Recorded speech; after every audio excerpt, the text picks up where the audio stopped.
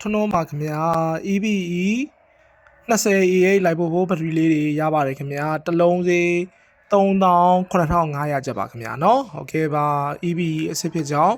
အာမခံပါတယ်ခင်ဗျာလိုက်ဖို့ဖြစ်တဲ့အတွက်3.2ဖို့ပေါ့နော်တွဲဖို့စင်သုံးမယ်ဆိုရင်တော့တခဲ၄လုံးလိုမှာဖြစ်ပါတယ်ခင်ဗျာတစ်လုံးနဲ့သုံးလို့မရပါဘူးเนาะစပိန်ဘက်ထရီဘက်တွေပါရေးမယ်ဆိုရင်တော့ AS နဲ့စဆင်ရမှာဖြစ်ပါတယ်ခင်ဗျာဒီလိုပုံစံမျိုးလေးပါခင်ဗျာเนาะโอเคပါ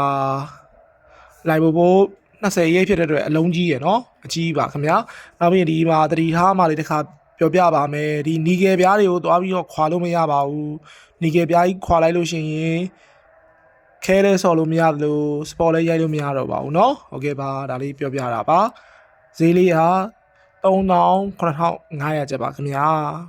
အားလုံးကိုကျေးဇူးတင်ပါတယ်အိမ်ရောက်ငွေချေရပါတယ်မှာမယ်ဆိုနာမည်လေးစာလေးပို့ပေးတာပါခင်ဗျာเนาะโอเคပါ